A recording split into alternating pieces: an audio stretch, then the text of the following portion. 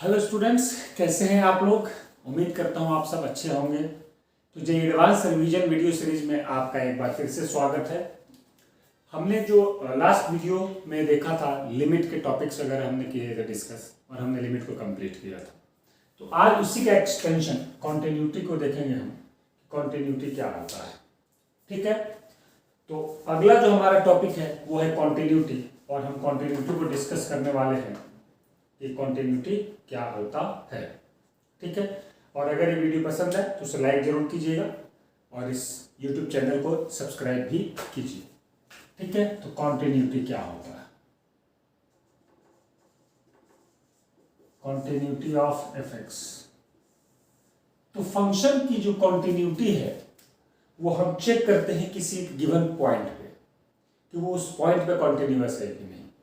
या अगर मैं इंटरवल की बात करूं तो सपोज करो हमारे पास एक फंक्शन है y equal to f x, और अगर मैं बात करूं कि डिफाइंड है for all x belongs to a comma b, a और b के बीच में फंक्शन डिफाइंड है, तो हम क्या करेंगे कि इसके ग्राफ को ड्रॉ करेंगे x इक्वल टू a से लेकर के x इक्वल टू b के बीच में। इसके ग्राफ को हम क्या करेंगे, ड्रॉ करेंगे और चेक करेंगे इसकी कॉन्टिन्यूटी को। तो इसका कॉन्टिन्यूटी जो है वो क्या होगा। तो अगर सपोज करो यहां से मैंने स्टार्ट किया और हमको पहुंचना कहीं यहां पर है सपोज, और इसके ग्राफ को हमने ड्रॉ किया, और ग्राफ को ड्रॉ करने में अगर हमने मार्कर को कहीं भी उठाया नहीं तो ये क्या हो गया, कॉन्टिन्यूअस हो गया। तो ए और बी में क्या हो गया, ये कॉन्टिन्यूअस हो गया, ठीक है। जैसे एग्जाम्पल, सपोज अगर एक एफ एक्स है क्या, साइन एक्स, ठीक है। किस इंटरवल के लिए, एक्स इक्वल टू जो है वो 0 से π/2। तो अगर मैं इसका ग्राफ बनाऊं तो 0 पर क्या देता है, 0 देता है, और π/2 पर ये क्या देता है, 1 देता है। तो यहां से यहां हम ऐसे जा रहे हैं। तो 0 से π/2 पर जब हम जा रहे हैं तो क्या हमको यहां पर उठाना पड़ रहा है मार्कर, नहीं ना। तो 0 और π/2 के बीच में क्या रहेगा, ये कॉन्टिन्यूअस है किसी भी पॉइंट पे, हर पॉइंट पे कॉन्टिन्यूअस है। और अगर हमको मार्कर उठाना पड़ जाए तो यहाँ पे मैं क्या बोलूंगा, एफ एक्स क्या है, कॉन्टिन्यूअस इन ए कॉमा बी।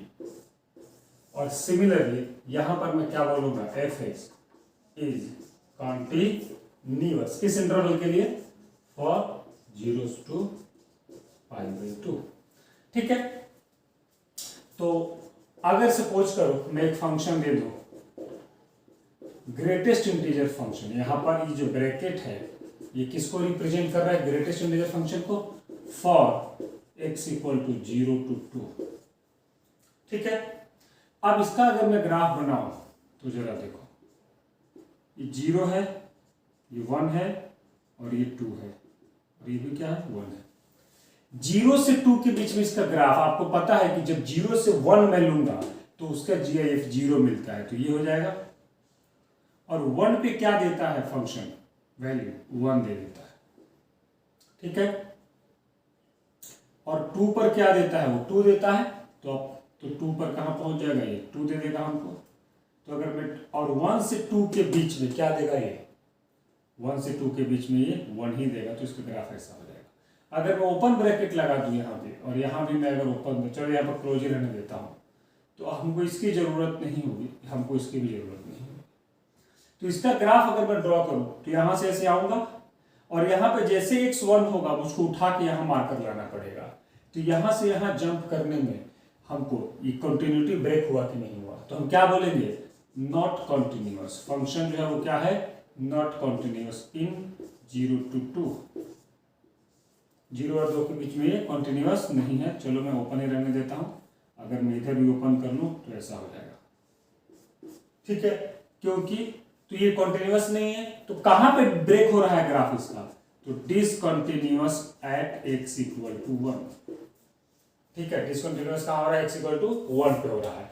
तो हमको यही देखना है किसी भी इंटरवल में फंक्शन अगर कंटिन्यूअस है तब तो ठीक है, अगर फंक्शन डिसकंटिन्यूअस है किसी भी इंटरवल में तो कहां कहां डिसकंटिन्यूअस है।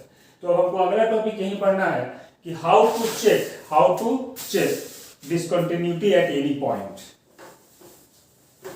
how to check continuity slash discontinuity कुछ भी। तो हमको क्या करना है, कॉन्टिन्यूअस या discontinuous at x equal to a for y equal to fx।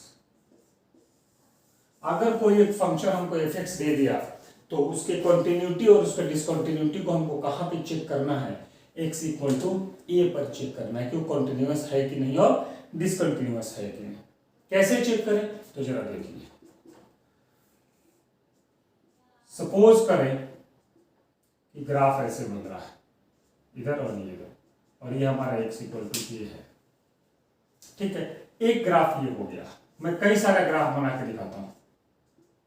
एक ग्राफ ये हो गया, x इक्वल टू a। ठीक है, एक ग्राफ हमारा हो गया ये।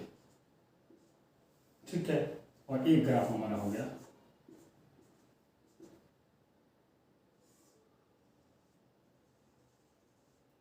ये। तो कई सारे मैंने ग्राफ बनाए हैं। इसको मैं नाम देता हूं 1, इसको मैं नाम देता हूं 2, इसको मैं नाम देता हूं 3 और इसको मैं नाम देता हूं 4। अगर मैं पूछूं कि कहां कहां कॉन्टिन्यूअस है, तो सिर्फ यहां पे कॉन्टिन्यूअस है। यहां पर क्या है, कॉन्टिन्यूअस है। यहां भी डिसकंटिन्यूअस है, क्योंकि जब मैं इसको बनाऊंगा तो a पर जो फंक्शन का वैल्यू है वो ये नहीं है, वो यहां जंप कर गया है। तो ग्राफ पर बनाते थे पहले यहां होगा, फिर जंप करके यहां होगा, फिर वापस जंप करके यहां होगा। a पर क्या है, वो डिसकंटिन्यूअस है। ठीक है, continuous at x equal to a, यहां पर discontinuous at x equal to a। Similarly इन दोनों केस में क्या है, ये दोनों ही केस में अगर मैं बात करूं 3 + 4, दोनों ही केस में discontinuous at x equal to a। तो जो मैंने टोटल 4 ग्राफ आपको बताया, इस 4 ग्राफ में 3 ग्राफ में फंक्शन डिसकंटिन्यूअस है और एक ग्राफ में फंक्शन क्या है, कॉन्टिन्यूअस है। तो सबसे पहले हम डिसकंटिन्यूअस की बात करते हैं, फिर कॉन्टिन्यूअस पे आएंगे। तो जरा देखिए ऑप्शन 2 और ऑप्शन 4 में देखिए। पहली चीज, एफ ए डिफाइन है कि नहीं, डिफाइन तो है। एफ ए डिफाइन तो है, डिफाइन है, लेकिन अगर ए पर मैं लिमिटिंग वैल्यू चेक करूं तो ए से थोड़ा छोटा लूंगा तो कुछ और अप्रोचिंग मिलेगा, और ए से थोड़ा बड़ा लूंगा तो कुछ और अप्रोचिंग मिलेगा। तो यहां पर लिमिट डज नॉट एग्जिस्ट है। ठीक है, लेकिन अगर मैं बात करूं इन दोनों केस में 2 और 3 में, इन दोनों में लिमिट एग्जिस्ट है। तो यहां पर क्या है, limit not does not exist, लेकिन यहां पर लिमिट एग्जिस्ट हो रहा है। अगर मैं x इक्वल टू a की बात करूं तो थोड़ा सा छोटा लो या थोड़ा सा बड़ा लो, लिमिट का वैल्यू सेम वैल्यू के अप्रोच कर रहा है इसको, और सिमिलरली यहां भी लिमिट जो है एग्जिस्ट कर रहा है। तो डिसकंटिन्यूअस तो यहां भी है, डिसकंटिन्यूअस यहां भी है, या इन दोनों में लिमिट एग्जिस्ट कर रहा है। तो लिमिट एग्जिस्ट करते हुए भी a पर फंक्शन डिसकंटिन्यूअस है, और यहां पर तो लिमिट नॉट एग्जिस्ट करते हुए फंक्शन क्या है, डिसकंटिन्यूअस है। तो अगर मैं बात करूं सिर्फ डिसकंटिन्यूअस की, फंक्शन डिसकंटिन्यूअस किस केस में होगा, तो इस पे मैं पहले तो 2 बनाऊंगा, लिमिट एग्जिस्ट और यहां पर लिमिट डज नॉट एग्जिस्ट। तो लिमिट एग्जिस्ट करेगा फिर भी वो डिसकंटिन्यूअस होगा। ठीक है, तो यहां पे भी 2 केस हो सकता है। देखो जरा, लिमिट एग्जिस्ट कर रहा है लेकिन डिसकंटिन्यूअस है। इसमें भी 2 ग्राफ है हमारे पास। एक ग्राफ में एफ ए है ही नहीं, यहां पे मैं पूछूं कि x बराबर a पर फंक्शन का वैल्यू क्या है, तो पता नहीं, लेकिन यहां पर फंक्शन का वैल्यू हमको कुछ ना कुछ दिया हुआ है। तो यहां पे 2 केस बनेगा, एक बनेगा एफ ए नॉट डिफाइंड और एक बनेगा एफ ए डिफाइंड। ठीक है, तो लिमिट एग्जिस्ट करेगा, एफ ए लिमिट एग्जिस्ट करेगा, एफ ए डिफाइंड भी है, फिर भी ये डिसकंटिन्यूअस है, और यहां पर लिमिट एग्जिस्ट कर रहा है और एफ ए डिफाइन ही नहीं है तो भी ये डिसकंटिन्यूअस है। और ये वाला जो केस है इसमें लिमिट डज नॉट एग्जिस्ट है, बट यहां पर एफ ए क्या है, डिफाइन है। तो सवाल है कि इन सारे केस को कंपाइल कैसे करें, इन सारे केस को कंपाइल कैसे करें। तो जो एग्जिस्ट कर रहा है वहां जरा देखो क्या हो रहा है। अब इसकी तुलना बाकी तीनों से करते हैं। यहां पर लिमिट एग्जिस्ट कर रहा है कि नहीं कर रहा है, तो लिमिट एग्जिस्ट कर रहा है। फंक्शन डिफाइन है कि नहीं, फंक्शन डिफाइन भी है। तो इसमें और इसमें डिफरेंस क्या है ये समझना है, क्योंकि ये वाला जो केस हमने लिया कि लिमिट एग्जिस्ट कर रहा है लेकिन और फंक्शन डिफाइन भी है, एग्जिस्ट भी कर रहा है, फंक्शन डिफाइन भी है, फिर भी मैंने यहां डिसकंटिन्यूअस लिया है इस वाले ग्राफ को। लेकिन ये कंटिन्यूअस है और यहां भी लिमिट एग्जिस्ट कर रहा है, यहां भी लिमिट एग्जिस्ट कर रहा है और यहां भी एफ ए डिफाइन है। तो सवाल है कि इन दोनों केस में क्या डिफरेंस है कि ये कंटिन्यूअस हो रहा है और ये डिसकंटिन्यूअस। यहां पे जो लिमिटिंग वैल्यू है वो जिसको अप्रोच कर रहा है, क्या एफ ए का वैल्यू वही है, आंसर है नो। यहां पर लिमिट जिसको अप्रोच कर रहा है एफ ए का वैल्यू वही है, यहां पर जो है वो एफ ए यहां पर है। तो अगर मैं इसको कंपाइल करूं, अगर मैं इसको क्या करूं, कंपाइल करूं, जरा देखो ध्यान से, तो मैं क्या बोलूंगा कि कंटिन्यूअस होने के लिए क्या होना पड़ेगा, कंटिन्यूअस होने के लिए क्या होना पड़ेगा, limit x tends to a minus, यानी कि लोअर लिमिट, यानी कि सॉरी लेफ्ट हैंड लिमिट, यानी कि लेफ्ट हैंड लिमिट, ठीक है, fx equal to limit x tends to a plus. पहले तो लिमिट को एग्जिस्ट करना पड़ेगा, ठीक है, और वो जो लिमिट एग्जिस्ट करेगा यानी कि ये उसका जो अप्रोचिंग वैल्यू है वो एफ ए के इक्वल होना चाहिए, एफ ए के इक्वल होना चाहिए। तो अगर लेफ्ट हैंड लिमिट और राइट हैंड लिमिट x बराबर a पर इक्वल हो जाए, यानी कि लिमिट क्या हो जाए, एग्जिस्ट कर जाए, प्लस एफ ए क्या हो, डिफाइन हो, प्लस एफ ए क्या हो, डिफाइन हो। तो लिमिट एग्जिस्ट करे, एफ ए डिफाइन हो, और ये एग्जिस्ट करने का मतलब ये दोनों इक्वल होगा, और ये अगर तीसरे के इक्वल हो जाए तो हम क्या बोलेंगे, देन एट x बराबर a एफ एक्स इज क्या, कॉन्टिन्यूअस। एट x बराबर a एफ एक्स इज क्या, कॉन्टिन्यूअस। अब तो ये तो हमारा होगा किसके लिए, कॉन्टिन्यूअस एट x बराबर a का, ये कंडीशन आपको याद रखना है। डायग्राम कैसे बनेगा तो देख लो जरा, कोई भी एक पॉइंट मैंने ले लिया, अगर x इक्वल टू क्या ले लिया मैंने, a ले लिया, यहां से इसको ऐसे मिलाऊंगा तो ये हमारा क्या हो जाएगा, एफ ए हो जाएगा। तो यहां पे मैं पूछूं कि L H L equal to R H L है क्या, तो हाँ है। देखो जरा, थोड़ा सा छोटा लो, ये थोड़ा सा बड़ा लो, एक्स का वैल्यू सेम वैल्यू पे अप्रोच कर रहा है। और एफ ए डिफाइन है क्या, हाँ डिफाइन है, देखो ग्राफ में ये है, ये पॉइंट हाँ बिल्कुल है। और क्या ये दोनों एफ ए के इक्वल है, तो हाँ है। तो इस केस में ये कौन सा ग्राफ हो गया हमारा, कॉन्टिन्यूअस ग्राफ हो गया, कहां पर, एट एक्स बराबर ए। तो अगर कोई भी फंक्शन x बराबर a पे कॉन्टिन्यूअस है तो ये तीनों को आपस में क्या होना पड़ेगा, इक्वल होना पड़ेगा। और अगर इसके अलावा कोई भी केस होता है, इसके अलावा कोई भी केस होगा तो वहां पर क्या हो जाएगा, ये तो हमारा पहला केस हो गया। दूसरा क्या क्या पॉसिबिलिटी है कि लिमिट तो एग्जिस्ट कर जाए, लिमिट एग्जिस्ट कर जाए, बट ये एफ ए के इक्वल ना हो। लिमिट तो एग्जिस्ट कर जाए बट एफ ए के इक्वल ना हो। यहां पर एफ ए डिफाइन है, यहां पर एफ ए क्या है, डिफाइन है। तो इसका ग्राफ कैसा होगा, तो जरा देखो,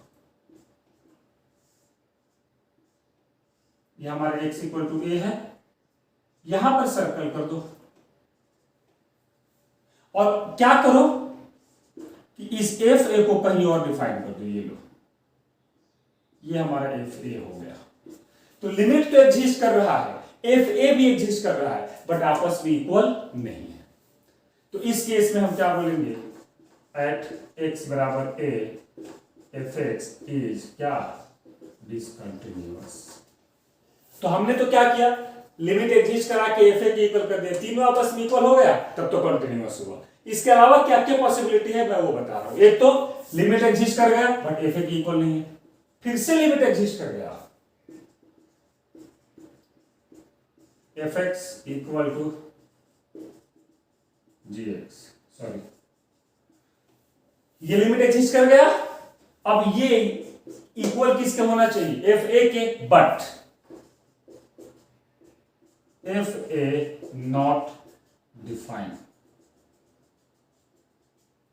अब अगर एफ ए डिफाइन ही नहीं हो तो ये किसके इक्वल होगा, किसी के भी इक्वल नहीं होगा।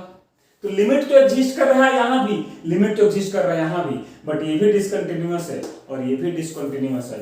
अब अगर इसका मैं ग्राफ बनाने जाऊं तो इसका ग्राफ कुछ यूं बनेगा, इसमें कहीं पे भी एफ ए का वैल्यू ही नहीं है, एफ ए पर फंक्शन सर्कल और कहीं और एफ ए डिफाइन नहीं है। यहां पर तो हमने इसको अलग से डिफाइन कर दिया था, तो यहां पर एफ ए डिफाइन ही नहीं है, तो इस लिमिट को किसके इक्वल कराओ, इस लिमिट को किसके इक्वल कराओ। तो इस तरह से 3 केस हो गया। और फोर्थ केस क्या होगा, तो इसको स्क्रीनशॉट ले लो, इसको नोट करो। अब मैं फोर्थ केस बताता हूं, ठीक है। तो फोर्थ केस क्या होगा, फोर्थ केस ये होगा कि लिमिट डज नॉट एग्जिस्ट हो जाए। लास्ट केस क्या हो जाए कि लिमिट डज नॉट एग्जिस्ट। तो यहां पर हम क्या बोलेंगे, at x equal to a f x is क्या, डिसकंटिन्यूअस। तो अब तक 3 केस देखा जिसमें पहला कंटिन्यूअस था, बाकी 2 डिसकंटिन्यूअस थे, लेकिन बाकी दोनों में लिमिट एग्जिस्ट हो रहा था। अब लिमिट ही एग्जिस्ट नहीं होगा, x tends to a minus f x is not equal to x tends to a plus f x.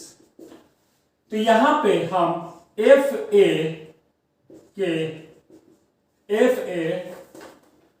Is defined और not is not our concern।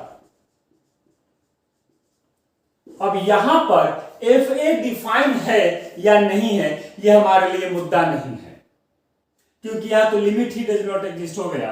और इसका अगर मैं ग्राफ बनाऊं तो ये क्या कह रहा है, कुछ यूं कह रहा है कि मान लो ये x बराबर a है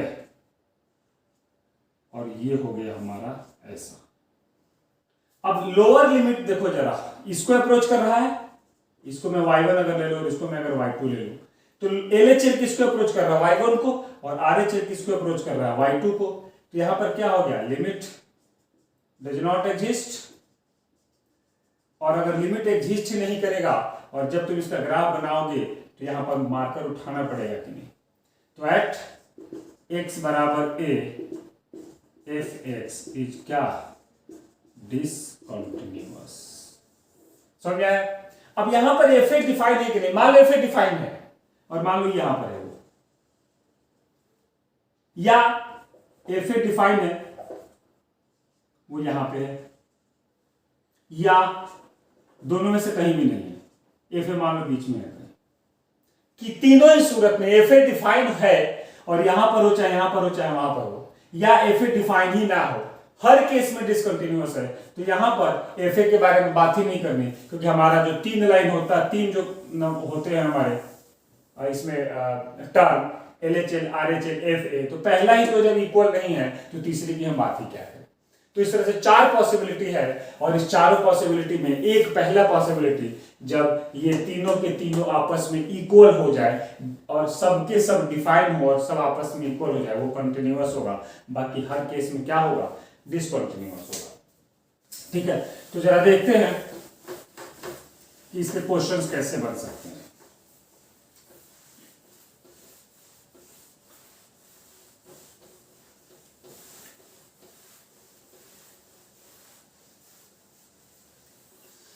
तो बनाते हैं क्वेश्चन कुछ। तो सबसे पहले लिमिट x टेंस टू 5, इसका आंसर क्या होगा, सॉरी तो लिमिट का क्वेश्चन हो गया f x equal to greatest integer function. अब तुमको पता है कि ये डिसकंटिन्यूअस फंक्शन है इंटीजर पे, is discontinuous at every integer. तो ग्रेटेस्ट इंटीजर फंक्शन जो होता है वो हर इंटीजर पर क्या होता है, डिसकंटिन्यूअस होता है। कैसे, जरा देखो इसका जस्टिफिकेशन क्या होगा। तो कोई भी एक इंटीजर ले लो, लेट x इक्वल टू मैं 2 ले लेता हूं, तो चेक करते हैं कि fx equal to gif of x जो है वो 2 पे डिसकंटिन्यूअस दे रहा है कि नहीं। तो ग्राफ से तो तुम क्लियर देख सकते हो, बट इसको प्रूफ अगर करना हो तो कैसे करें। तो सबसे पहले LHS निकालोगे, सबसे पहले क्या निकालोगे, LHS। तो क्या होगा, limit x tends to 2 minus, अब 2 से थोड़ा सा छोटा लेना है तो ये क्या आ जाएगा, ये 2 से थोड़ा सा छोटा का GIF क्या होगा, 1 होगा कि नहीं होगा। और अगर मैं RHS लूं तो 2 से थोड़ा सा बड़ा लूंगा, तो 2 से थोड़ा सा बड़ा लूंगा तो उसका GIF क्या हो जाएगा, 2 हो जाएगा। और अगर मैं FA निकालूं, A की जगह पे क्या लिया है, 2 लिया है, तो ये GIF 2 क्या होगा, 2 हो गया कि नहीं होगा। तो हमारा क्या LHS क्या आया, 1 आया, RHS क्या आया, 2 आया, और F2 क्या आया, 2 आया। तो ये दोनों तो आपस में इक्वल हुआ, लेकिन ये दोनों इक्वल नहीं हुआ। तो तीनों को आपस में इक्वल होना था, तो यहां से हमको क्या मिल रहा है कि लिमिट ही एग्जिस्ट नहीं करता। लिमिट जो है वो क्या हो गया, डज नॉट एग्जिस्ट। तो अगर लिमिट ही एग्जिस्ट नहीं करेगा तो डिसकंटिन्यूअस तो होना ही है। तो हम क्या बोल देंगे कि ये जो है फंक्शन x बराबर 2 पर क्या है, डिसकंटिन्यूअस है। सिमिलरली हम सबको देख सकते हैं। वैसे ही अगर तुम f(x) equal to fractional part of x ले लो, क्या ले लो, ये हमारा है फ्रैक्शनल पार्ट, ठीक है। ये भी क्या होता है, डिसकंटिन्यूअस एट एवरी इंटीजर, क्योंकि इसका ग्राफ अगर तुम ड्रॉ करो तो ऐसा होता है एंड सो ऑन। तो ये हमारा 1 होता है, ये 2 होता है, और ये 0 हो गया। तो 1 पे देखो जरा, ऐसे आया और फिर वापस नीचे गिर गया, तो डिसकंटिन्यूअस हुआ। इसको भी तुम ऐसे प्रूफ कर सकते हो। तो ये कुछ बेसिक बातें हैं जो मैंने बता दी। अब और कुछ क्वेश्चन देखते हैं जरा कि कैसे कैसे क्वेश्चंस आ सकते हैं। उससे पहले थोड़ा सा प्रॉपर्टी देख लो।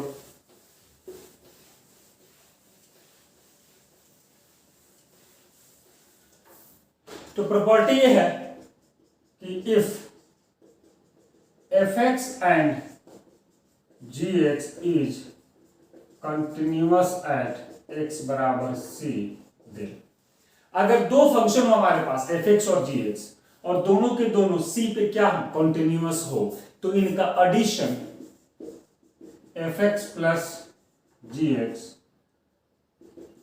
fx minus gx, fx multiply gx and fx divide gx will also be continuous at x बराबर c। तो ये भी दिमाग में रखना है कुछ बातें कि अगर दो फंक्शन x बराबर c पे क्या है, कंटिन्यूअस है, तो उनका एडिशन, सब्ट्रैक्शन, मल्टीप्लिकेशन, डिवीजन भी x बराबर c पे क्या होगा, कंटिन्यूअस होगा। तो कुछ क्वेश्चन, एक दो क्वेश्चन बनाते हैं, फिर और थोड़ा थ्योरी पार्ट वगैरह पे फोकस करेंगे। तो एग्जांपल एक लेते हैं जरा। fx equal to x square plus 1 when x greater than equal to 1 and equal to, मतलब इसको ऐसे लिखो, and 5x when x less than 1। ठीक है, ये है क्वेश्चन। तो जब भी यहां पर आएगा डिस्कस कॉन्टिन्यूटी, ठीक है, या डिस्कस कॉन्टिन्यूटी स्लैश डिसकंटिन्यूटी, मतलब ये कहां कॉन्टिन्यूअस होगा और कहां डिसकंटिन्यूअस होगा। तो जब कोई ऐसे पार्ट वाइज फंक्शन हमको गिवन हो तो ये हमेशा डिसकंटिन्यूअस अगर होगा तो वो जिस पे ये फंक्शन अपना वैल्यू ब्रेक कर रहा है, यानी कि फंक्शन अपना नेचर बदल रहा है, उसी पॉइंट पे डिसकंटिन्यूअस होने के चांसेस हैं, बाकी कहीं पे नहीं होगा। तो यहां पे जो है वो maybe discontinuous at x equal to 1। तो यहां पर चांसेस सिर्फ क्या है कि x इक्वल टू 1 पे डिसकंटिन्यूअस हो सकता है। तो हम किस पे चेक करेंगे, check discontinuity at x equal to 1।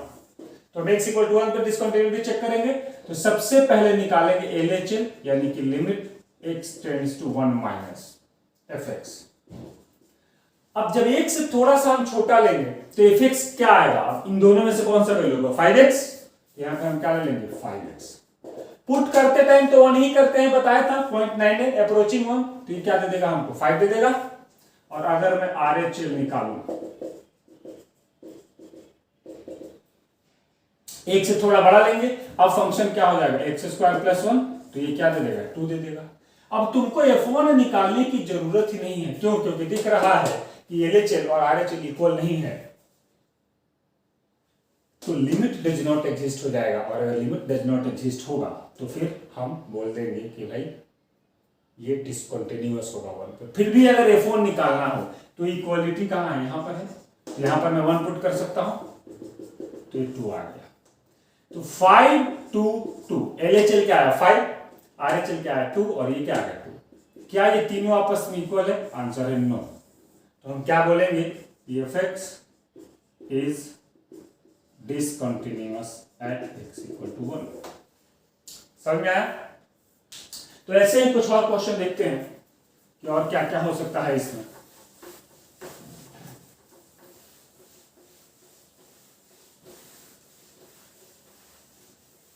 तो अगर मान लो एक फंक्शन ऐसा दिया हो 3x² माइनस 2, कब? जब फंक्शन 1 से छोटा हो, ठीक है। और उसके बाद जो है वो फंक्शन जब 1 से बड़ा या इक्वल हो और साथ में 5 से छोटा हो, 1 और 5 के बीच में लगेगा, यहां इक्वालिटी में लगा दे, ठीक है।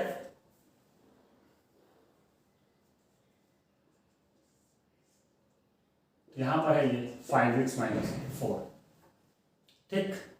और जब फंक्शन 1 5 से बड़ा हो जाए तब ये है 2x।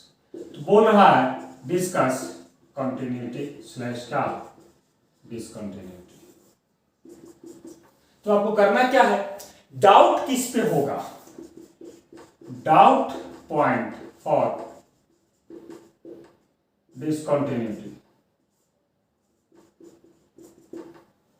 किस पॉइंट पे डाउट होगा? तो एट x इक्वल टू 1,5। 1 और 5 पे हमको डाउट होगा कि या तो अगर ये डिसकंटिन्यूअस हुआ तो ये 1 और 5 पे ही होगा, बाकी किसी पॉइंट पे डिसकंटिन्यूअस नहीं होगा। तो हम पहले चेक करेंगे एट x इक्वल टू 1। अब मैं यहां पे अगर LHL तुमसे पूछूं तो 1 से थोड़ा छोटा लोगे, तो 1 से थोड़ा छोटा लोगे तो ये वाला फंक्शन यूज करोगे, और ये वाला फंक्शन यूज करोगे तो इसमें जब 1 पुट करोगे तो LHL क्या आ जाएगा? 1 आ जाएगा।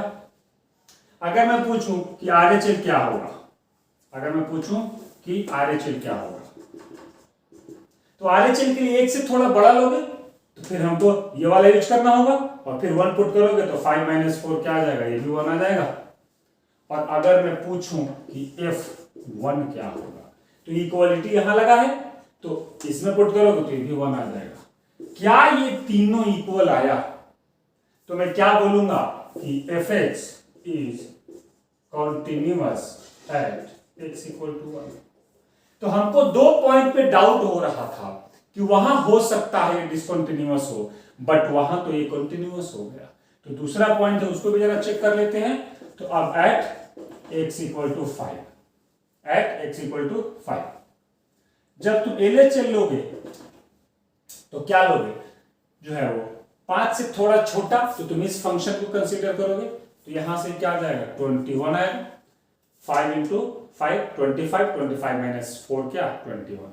और जब तुम RHL लोगे तो 5 से थोड़ा बड़ा, तो तुमको इसको लेना पड़ेगा, ये 10 आ जाएगा। तो अब तुमको F5 की जरूरत नहीं है, तुम बोलोगे एट, क्योंकि दोनों इक्वल नहीं हुआ, लिमिट ही एग्जिस्ट नहीं हुआ, तो at x equal to 5 fx is क्या? डिसकंटिन्यूअस। तो ओवरऑल अगर मैं पूछूं कि ये फंक्शन कहां कहां डिसकंटिन्यूअस होगा, तो तुम क्या बोलोगे? Overall at x equal to 5 only fx is क्या? डिसकंटिन्यूअस तो ये x इक्वल टू 5 पे क्या होगा, सिर्फ डिसकंटिन्यूअस होगा, बाकी हर जगह फंक्शन क्या होगा, कॉन्टिन्यूअस होगा। तो इस तरह से अगर ऐसा पार्ट वाइज फंक्शन ले तो तुम सॉल्व कर सकते हो। अब इसी क्वेश्चन में क्या कर दिया जाए, अगर सपोज करो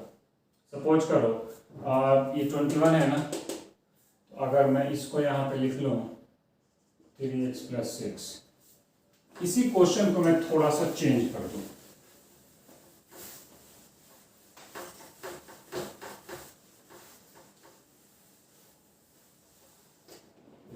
और मैं तुमको बोलूं कि ये A है और ये B है, और मैं बोलूं कि if fx is continuous everywhere, then find A and B। तो ऐसे क्वेश्चन में क्या करें, तो ऐसे क्वेश्चंस कई बार आएंगे कि तुमको ऐसे पार्ट में दे देंगे, यहाँ पे 2 वेरिएबल दे देंगे और पूछेंगे उस 2 वेरिएबल का वैल्यू क्या होगा, और बोलेंगे हर जगह कॉन्टिन्यूअस है। तो डाउट कहां था, 2 पॉइंट पे, 1 और 5 पे था, लेकिन तो भी खत्म हो गया डाउट, क्योंकि पहले ही दे दिया है कि कॉन्टिन्यूअस एवरीवेयर है।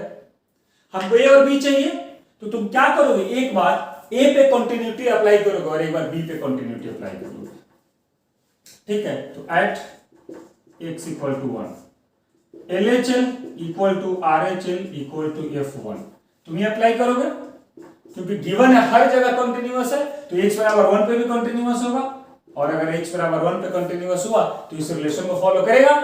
तो LHL क्या होगा, जरा देखो यहाँ पे 1 पे ये 1 आया था, इक्वल टू RHL क्या होगा 5 माइनस A, और F1 क्या होगा 5 माइनस A।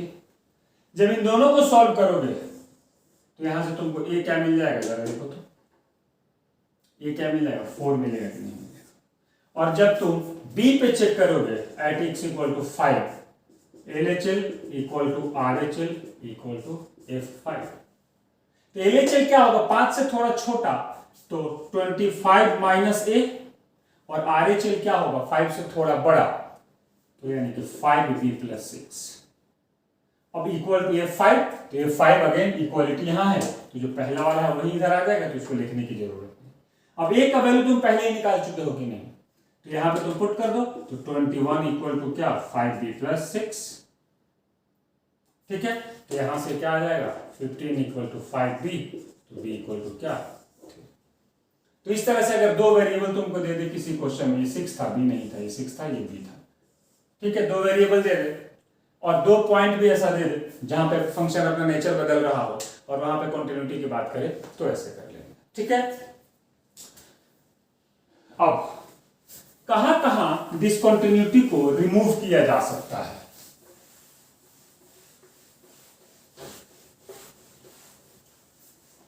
तो रिमूवेबल डिसकंटिन्यूटी क्या होता है,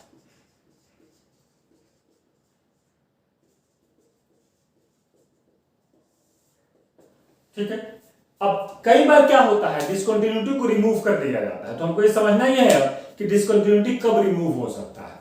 तो if LHL equal to RHL equal to FA not defined,